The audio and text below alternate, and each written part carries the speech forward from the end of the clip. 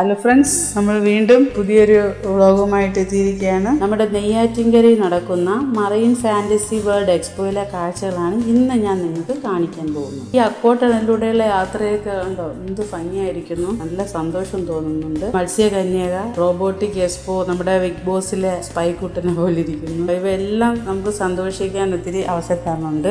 Amusement park, trade fair, consumer rest, ഇതെല്ലാം ഒരുപാട് നന്നായിട്ടുണ്ട്.